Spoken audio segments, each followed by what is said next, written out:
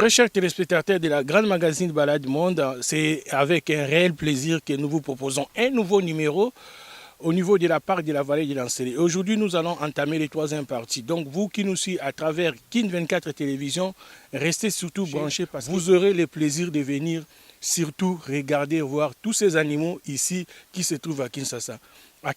Je ne suis pas seul, je suis accompagné avec la grande équipe. D'un moment à l'autre, je dois rejoindre mon invité auquel nous allons animer cette émission. En tout cas, je vous dis de rester surtout branchés et de suivre cette magazine que vous allez bien découvrir des choses que vous allez apprécier.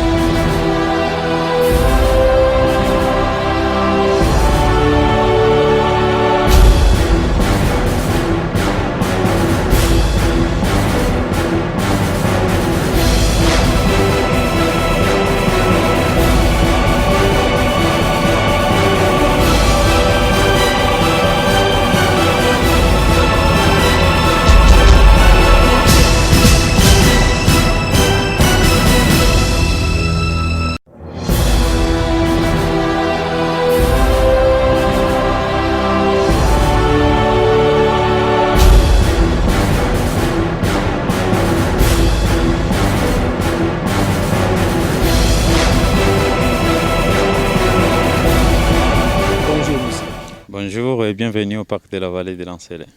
Est-ce que vous pouvez vous présenter à notre téléspectateur qui vous suit à travers Kin 24 Télévision? Je suis Daniel et je suis le conservateur du parc de la vallée de l'Ancélé. Daniel est conservateur de la parc de la vallée de l'Ancélé.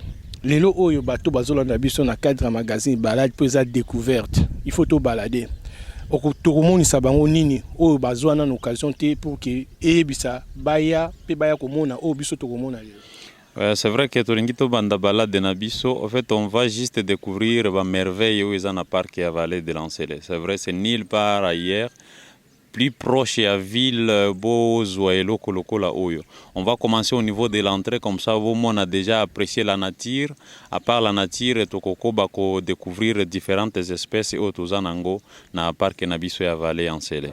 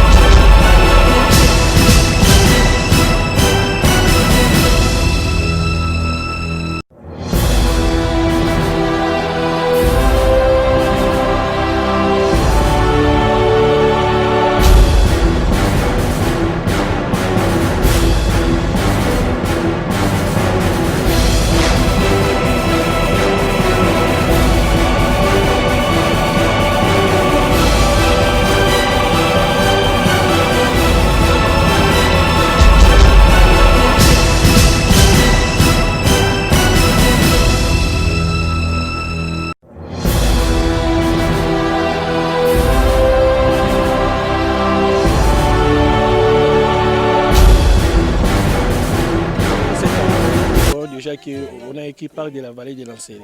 Ça se passe comment? En fait, on est justement au niveau de l'entrée du parc de la vallée de l'Ancélé.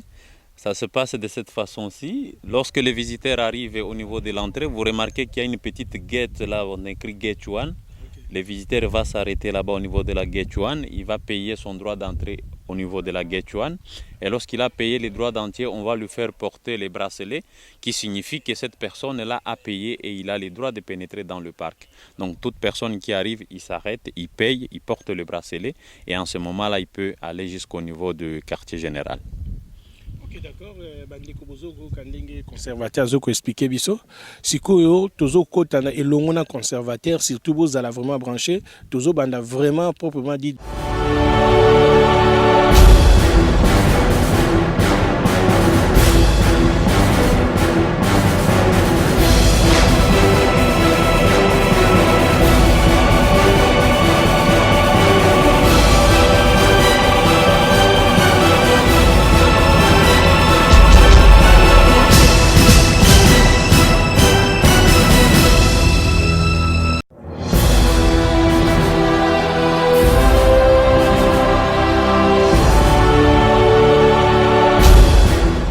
Bandeko balandi émission balade toujours tozo baladi na kati ya parc de la vallée de l'Ansele. Conservateur tokomi awa na kati. Avuma toza na cage ya banani. Awa toza na cage ya ba Autriche ndenge bozo mona yango. Baza parmi bandeke o ya minene du monde. Il faut comprendre une chose avec ba Autriche. Bozo mona ndenge bazo meka kolanda biso. Seul moyen de défense ya bandeke o ezaka linzaka na ye makolo wana. Il attaque facilement avec ça. Si te donne un coup, il n'y a pas de naïwana. Et kokiko zokisa mutu dangereusement quoi. Et puis bado d'akapé. Ouais. Un autre élément, il faudra comprendre avec ba Autriche. D'ailleurs, kombo na bango baza ba Strychionide, waneza famille na bango. Il faudra aussi comprendre comment est-ce qu'on distingue ba mâle de femelle. Ba Autriche toza na bango tozwaki bango na parc na biso ya Lubumbashi bazana no ba gène. Parce que normalement si c'était vraiment des adultes on ne pouvait pas s'en approcher comme ça et toucher. Parce que c'est vraiment parmi les oiseaux le plus agressifs. Et là bango pendenge bazawana bakoyi ko pumbwe. Bakoki ko pumbwe mais na distance ya mulayi mingi te. Bango eloko ezaka na bango vraiment ya mutu ezaka nde kokima mbango. Bakimaka trop na vitesse moko donc terrible. Tu ne peux pas te mettre à courir avec Autriche au Kati. Koko kambango ya Autriche. Donc ce qui a landio de préférence ça la ka zigzag et puis ça la ka toujours ko tourner banzete c'est le moyen ya ko batama ba Autriche. Ah baza à peu près combien d'espèces? Ah wa toza les espèces moko ndenge to robeza Autriche. Nombre toza na 10 individus. 10 individus. Ouais. Donc, Bandeko Bozolanda biso na cadre magazine Balade Monde, voilà une fois de plus encore na Katia Park ya vallée de l'Ansele. Bomoni bongo ba Autriche bino bana o bozo tanga classe bozo occasion ya komona bango te botala bango na ba documentaire. Voilà encore occasion oyo boko ya komona bango boye eza cherté eza pe musika te toza na kati ya ville province ya Kinshasa. Donc ceux qui boye beaucoup visiter beaucoup mona ndenge tozo mona na kati na sika oyo. Mais c'est conservateur, si ceux qui te l'ont à Tokende.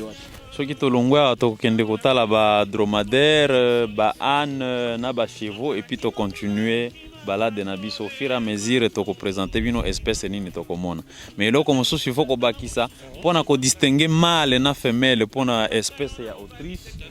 Ba o bazana no ba gène on ne sait pas bien voir netteté à couleur na bango bango yon so baza presque grise, ils ont mélangé na ba noir. Mais ba femelle bazalaka vraiment complètement grise comme ça. Okay. Mais oyo aza mwindu complètement mwindu c'est qui aza mobali. Donc ba différencier ka bango kaka na couleur. Oyo aza un peu grise aza mwasi, oyo aza complètement mwindu aza mobali. Mais ba o bazana no ba gène pelage na bango ezui na no netete pour na ko différencier mwasi na mobali. Mais o baliaka bango te hein. Bon, il y a des gens qui chassent, baliaka bango, baliaka pe maki na bango basalaka ba omelette. Donc maki na bango to occasion komona ngo te lelo hein. Ah lelo maki ba omona te. Maki na maki likolo mais ici là ko kozala mina ba couveuse. OK. OK bandeko balandi tozo continuer balade na biso na kati ya parc de la vallée de l'Ansele. Donc lelo bozala vraiment scotché pour beaucoup découvrir.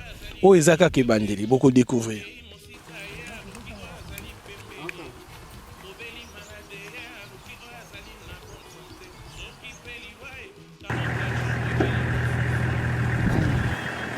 Bukende.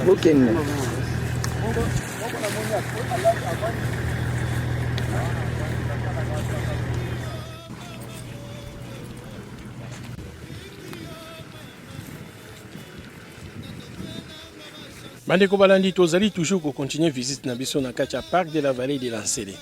Conservateur to komi awa tomoni ba ane bazali boni awa na kati na sika oyo epuis ntango nini bango basi bakonya eumeli mwa mingi banda mokolo tokotisaka ba ane awa baza presque na 6 ans depuis ke baza na parke na biso awa ndenge olobi toza na zone ya ba ane il faut koyeba ete kombo ou bien nom scientifique ya espèce oyo babengaka ye Equus azinis wana nde eza kombo na ye eza ya famille ya baekide.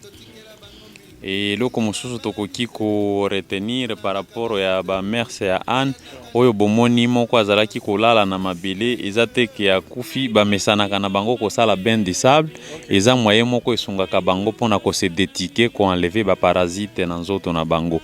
Eza pe na bébé moko oyo bomoni wana aza bébé oyo aza même pas encore na 1 mois. Ça fait auti kobota makala mingi te. Tozo espérer que tu continues à connaître la naissance. On en a déjà connu davantage d'ailleurs. Élément mosusu il faut comprendre par rapport à la mère c'est à banyama ou baza ba herbivore baliaka na bango matiti. C'est un des animaux les plus endurants et qui vivent aussi longtemps. Pas plus que les crocodiles certainement, mais lui aussi azanyama moko azaka vraiment trop endurant. Voilà un peu quelque chose qu'on peut retenir par rapport à banyama oyo ane. Mais conservateur tomoni pembe na bango tomoni bandeke pembe na bango baza ba mi na bango ou bien ezaka ka coïncidence po bango nyonso bazova na kati ya forêt. En fait eza nango coïncidence te eza relation moko ezalaka nango bandeke wana babenga bango ba pic B ou bien ba garde B bazalaka toujours en contact avec ba troupeau ya banyama ebele au fur et à mesure to continuer ba visite na biso vous allez remarquer à chaque fois que tu trouver ba troupeau bandeke wana bakozala autour. En fait c'est quoi cette relation ezalaka relation moko gagnant entre ndeke na nyama. Ndenge nini expliquer biso nana ezalaka ndenge nini ndeke wana aye kofanda na mukongo ya nyama azali kododa kolia ba nyama ya mike ba parasite o baza na nzoto ya nyama wana et puis nyama azo bénéficier ben eza lokola toilettage donc nyama alingi présence ya ndeke wana pona ko toilette ye ndeke pe azo trouver ba parasite na nzoto ya nyama wana ça constitue alimentation pona ndeke donc eza relation moko gagnant entre bango mibale. En tout cas, merci beaucoup, conservateur. Bandeko bozolanda biso, tozo continuer. Asiko kolonga na biso to kokende wapi? To kokende kotala ba dromadaire. Ba dromadaire ba boyebi yango na kombo mususu te ba boyebi yango na kombo mususu ezali bongo chameau. To kende bo découvrir yango. OK, to kozo ba différence.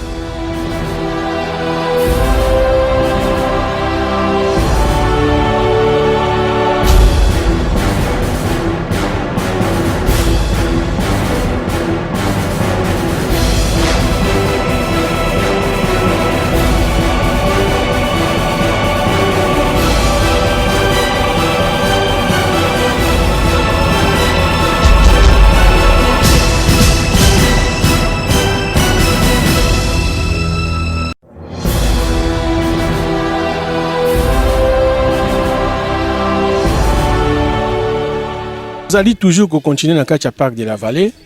Conservateur, to komi atomoni mpanzi na biso ba dromadaire. Zandengo lobi awa toza na zone ya ba dromadaire bouti komona bango.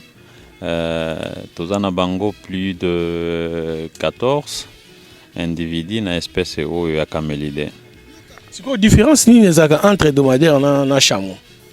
C'est vrai que bato ebele ba salaka mwa confusion par rapport à ba camélidae espèce mibale oyo entre chameau na dromadaire différence ezaka vraiment apparent apparence wana eza par rapport à la présence ya ba bosse soki bomoni oyo aza na bosse mibale c'est que aza chameau oyo aza na bosse moko yende wana dromadaire et puis na parc awa toza kaka na ba dromadaire toza na chameau te.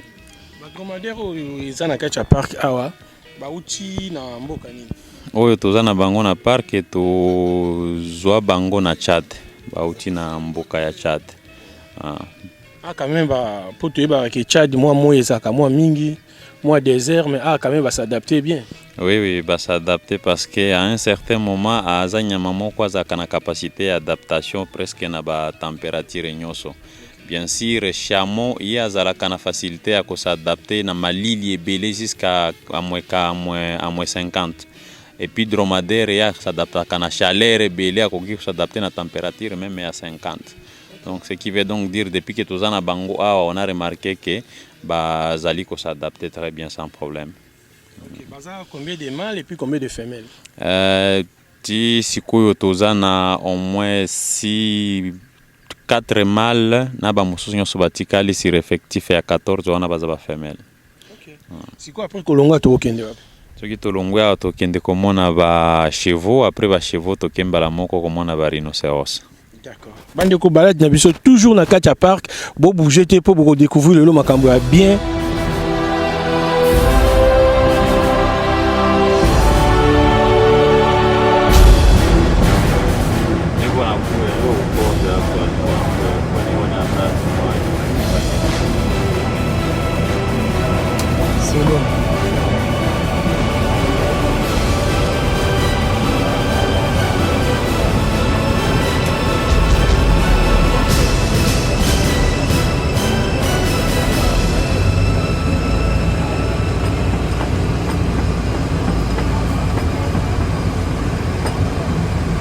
Siko toza bongo na liboso ya hippopotame. Hippopotame bandeko bazokomona depuis quand ça?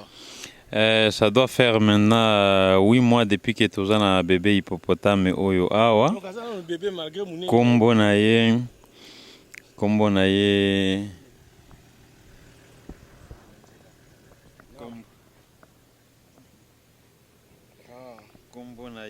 Losambo pona nini toporo ya provenance po ya uta na Sancourt, précisément na village Losambo yango na totika ki kombo wana pona ko garder ba origine na ye. Donc yazaneka yemo.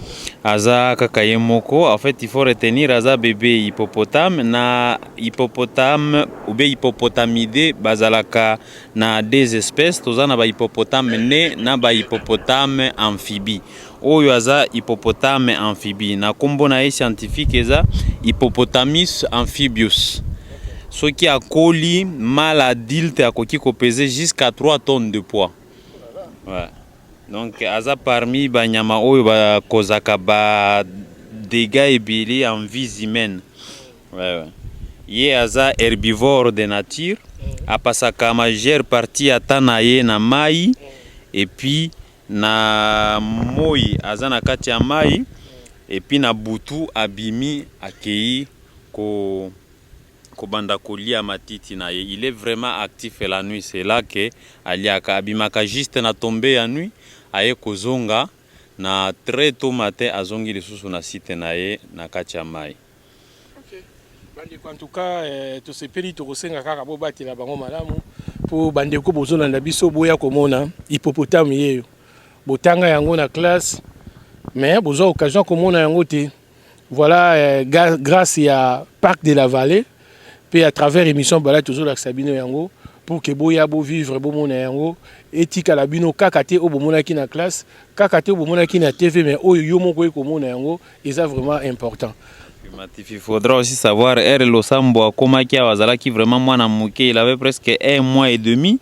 Toujours qui à l'époque il pesait déjà 50 kilos de poids. Maintenant Losambo azana une année azo pesé presque 330-350 kilos de poids. Nous espérons que na ba effort nyonso tozo fournir à kokola et puis toko mona epe na vieillesse na ye peut-être tokoki ko sepela makasi soki commune ngwana. En fait longévité na ye et dépendaka soki aza en captivité akoki kokende au-delà ya 35 ans, mais soki aza na nature akoki kosuka na ba 30 ans de vie.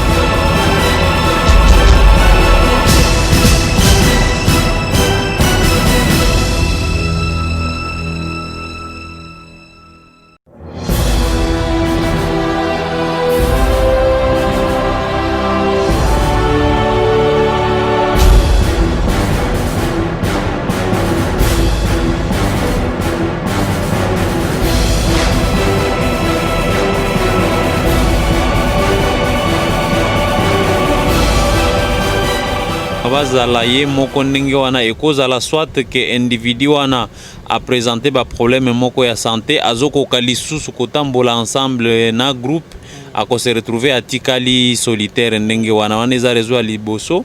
Réseau ya mibale oyo esalaka ki banyama ba se retrouver solitaire ekozala pour des conflits par rapport à ba intérêt sexuel.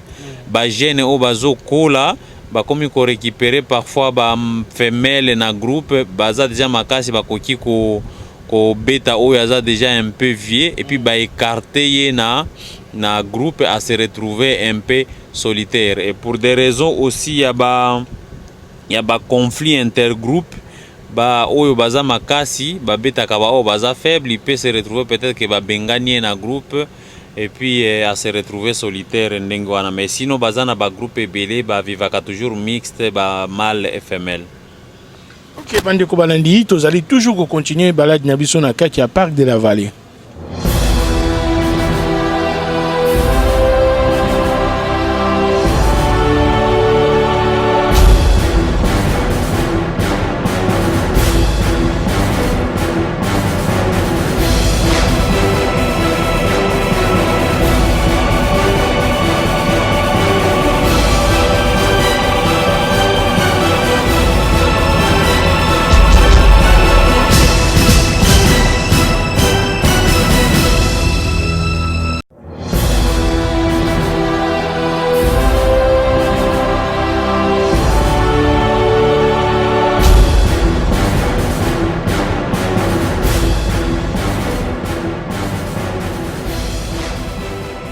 Conservateur to komi awa tomoni ba avion eza ba vrais avions mais siko le projet nini oyo esali ke ba avion oyo se retrouver à na kati ya parc.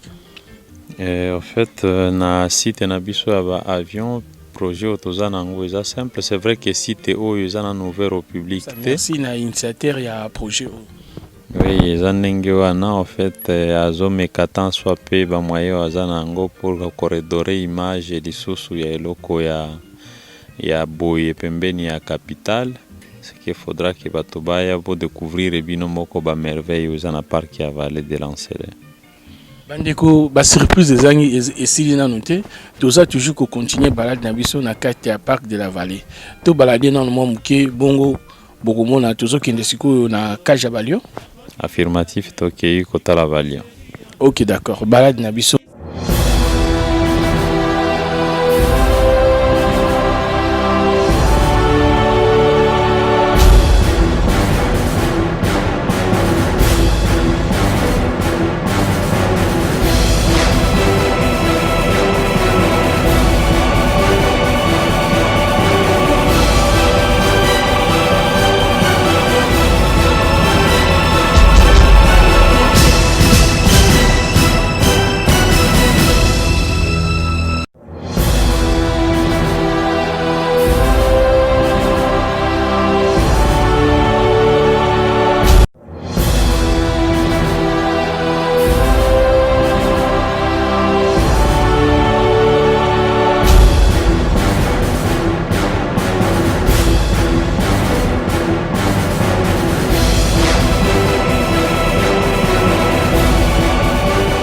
Conservateur, c'est mon avis sur Zali d'abord aux hommes Sabiso Lelo et Zali plaisir parce que Isaka kana ville province à Kinshasa pe na mboka na biso Congo. Oui, en fait awa toza na cage ya Balion, na cage na biso toza na 6 lions. Parmi ba 6 lions wana toza na 2 mâles na 4 femelles. 2 mâles, 4 femelles. Depuis Bahia basali combien de temps? Depuis baza wakomi sikoyo ata na ekoki kosala maintenant 8 mois depuis que bazali awa et puis baza en très parfaite santé depuis que bayaki na sikoyo biso moko tozomona vraiment différence bakoli baye lisusu minene mais baza nano ba jeune lion na kombo lion babengaka ye Panthera leo wana nde kombo scientifique ya lion. Lion abutaka lokola nyau ya mukekwa ndenge nyau abutaka bana mibale misato mine lion pe azalaka ndenge wana. Donc aza na gestation ya 3 mois et demi et puis akoki kopesa par portée 2, 3, 4 voire même 6 petits par portée. Donc ndenge toza na 4 femelles awa soki bango nyonso ba portée bakoki kopesa parfois 5 imaginez déjà combien de lionceaux tokozala na bango awa. Mais na remarqué ndeti oyo avandi wana aza na batache lokola léopard. Mais en fait wana eza pelage na bango naturel ezalaka ndenge wana au niveau ya baflanc ya libumu na au niveau ya makolo omona un peu batache ya mike kaka wana bazali balion baza baléopard te. Et puis reconnaissance ya bamale ezalaka par rapport à bacrinière na bango bao baza na bacrinière nde bamale bao baza na bacrinière te baza bafemelle. En tout cas, bandeko banandi émission balade toyebisaki bino boko découvrir botala biloko yango oyo eza bongo na kati ya ville province ya Kinshasa bongo wapi na kati ya parc de la Vallée. Vraiment esengo na biso ezali bino pe bao botali boya komona parce que disolo koyoka eza bien mais komona na miso eleki malamu.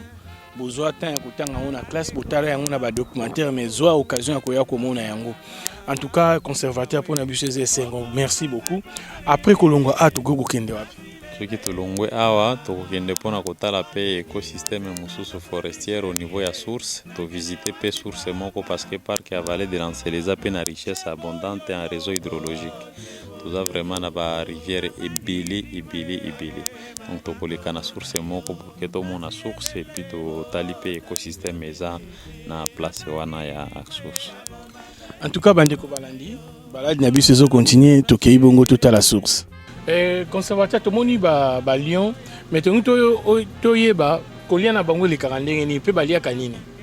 En fait ba lion ndenge boyebeli ba lion baza ba carnivore donc bango baliaka na bango ndunda te pondo pete baliaka nde musuni et puis musuni ya fresh.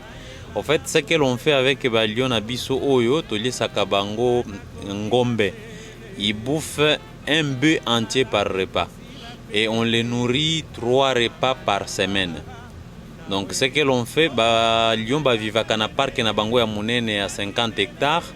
Na kati ya parc wana eza na place moko ya muke obomoni place bafandi na payote to benga ngango feeding camp ou bien mangeoire. Wana eza uniquement place où bayaka kolia. Bo remarquer eza na porte moko ya muke, une petite porte coulissante.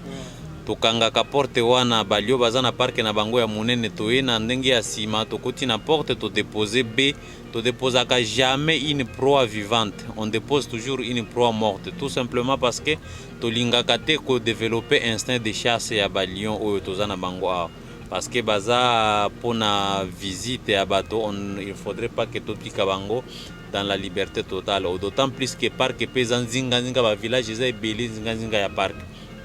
Donc tokoki kotika bango en totale liberté te toye to déposer balie ere basilisi kolia to fungoli sous porte coulissante babimi bakei na parc na bango ya munene et en ce moment là on peut aussi entrer na espace wana kona ko nettoyer parce que soki to continuer ko pesa bango biloko na parc na bango ya munene toza na ba décompositeur final te pour que balia mikuwa ba charognard tout ça bazalité.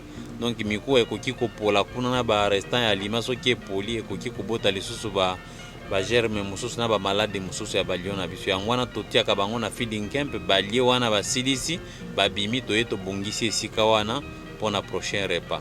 Voilà. Est-ce qu'il arrivera pas que tant botiela bango ngombe mobimba bongo par repas basilisa ngo pe nyoso?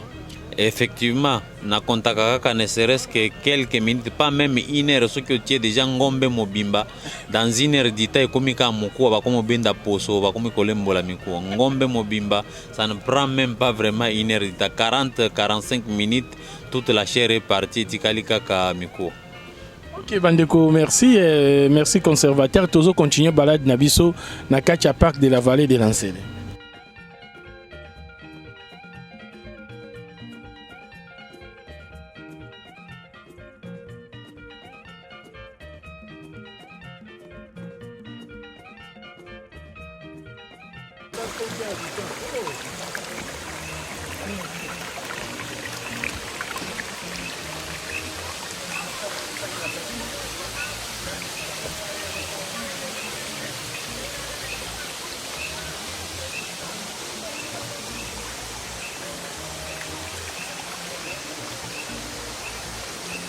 Bande ko balandi émission balade talandenge to uti kokoma na suka ya numéro ya lelo auto l'accès bino wapi na parc de la vallée de Lansele.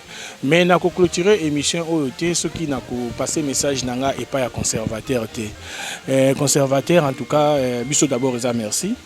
Remerciement na biso ezali comme na eloko yo bosali et puis ndenge bozali ko continuer ko batela yango toyebi ke ba projet ezali soko ko koyebisa na bay o nyonso balandi biso lelo message ni ko yebisa na population congolaise en particulier et puis bao balanda biso libandambo. Tout d'abord on va peine à remercier Bino pour la disponibilité na Bino pour se faire déplacer de là jusqu'ici. C'est une bonne chose, je vous dis grandement merci.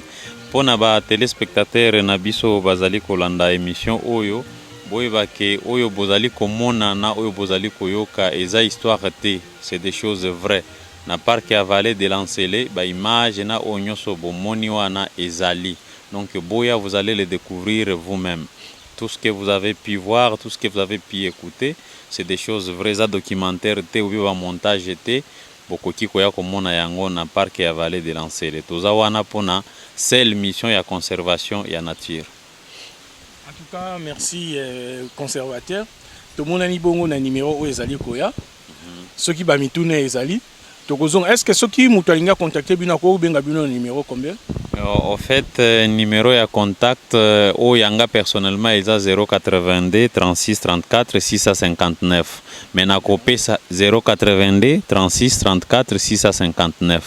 Mais na kopé sabino ba flyers sur lesquels les ana ba numéro ya contact ou ya ba agent baza chargé pour la réservation ceux qui mutualingi aya na parc comme ça bino pe boko sunga kopé sa bande kona biso ba mosuso ba ozala na posa ya ko visiter à partir ba flyers on ba kozwa ba information déjà un peu mwandambo pona koyebela comment est-ce que ba koki koya na parc ya vallée en Sele. Qui ba image au possible ezali bongo ndeko bionique futi et longona de grâce mvimpi. En tout cas, bandeko nyonso to bo sanité Rigontambwe. Oyo bongo azali moko ya ba grande équipe Hermiche Bosenge to pesio ba salutation. En tout cas, émission auto ko clôturer en côté ceux qui to kopesa merci disusu na haute direction ya Kin 24 télévision ko banda bongo na DG na biso monsieur Clément Nzau ko le kabongo na direction ya programme bongo to moni ndeko Taki Kalombo elongo na ndeko John Titende.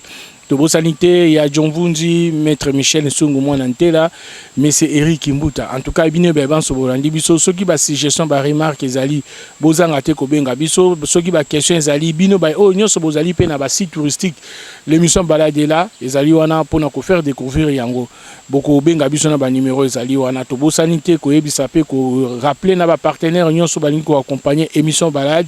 Nous sommes là disposés à ko travailler na bino en tout cas to kutani bongo na numéro ezali ko ya na kobosana lisusu te ko remercier famille na ngai famille Poto ko le kabongo na famille Luyoka na bosanité ko pesa un grand merci na monsieur Emma Bossi Tempête na boss très na DG à boss board TV kuna na Londres et longo na Jean-Louis Bossi Tempête et longo na bande ko banso en tout cas to kutani bongo na numéro ya balade za koya merci.